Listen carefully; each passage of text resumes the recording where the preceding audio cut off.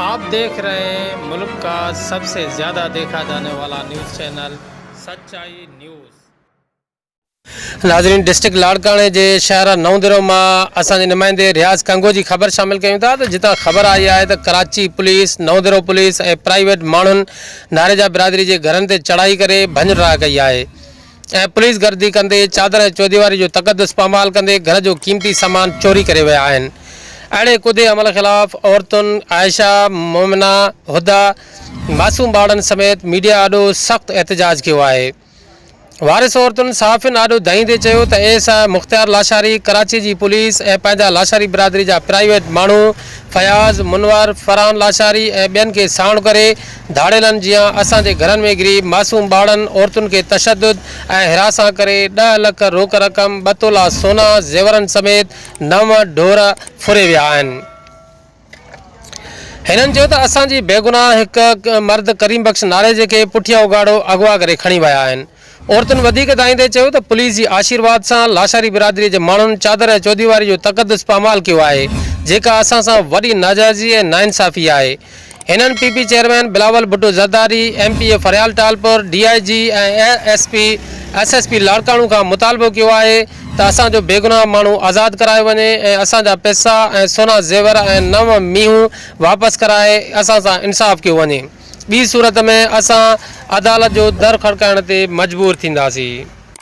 वधीक औरतुनि मीडिया आॾो दाईंदे चयो त मुंहिंजो मुड़ुसु बेजादी करे मुंहिंजो मुड़ुसु वठी विया नी तो मुंहिंजा बच्चा रियां था कनि।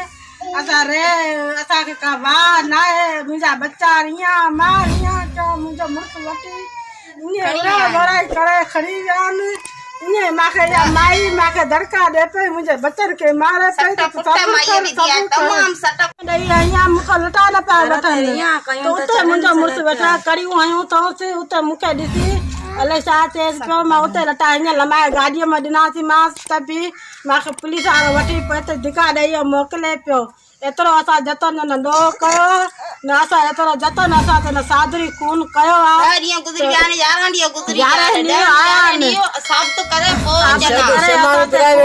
जत त पोइ असां प्राइवेट माण्हू ने सरकार के दम आहे, प्राइवेट के दम न आहे। प्राइवेट माण्हू आया सोन घणो खणी आया? 10 लाख बनी खपाई आहे। 10 लाख खणी विया आहिनि। पेटी बनी 2 तोला सोन खणी विया आहिनि। ॿियो ये सामान भॼी विया आहिनि। मेहूं काए विया आहिनि। 10 मींहूं काए विया आहिनि। 10 मींहूं काए विया आहिनि। सफ़ा चूंडे भॼी सोन तो होरो जोराई करे सलवार बि न पाई तो गोड बदल ते उतो मुंहिंजो मुड़ुसु नलके छा नालो अथसि? करी बैठ को ईअं उगाड़े मुंहिंजे मुड़ुसु खे खैर नाजरीन, मज़ीद ख़बरें और अपडेट्स के लिए देखते रहिए सच्चाई न्यूज़। आप हमारी ख़बरें किसी भी वक्त YouTube, ट्विटर और फेसबुक पेज पर सच्चाई न्यूज़ स्पेल है SACHAI स्पेस NEWS लिखने के बाद सर्च करके देख सकते हैं।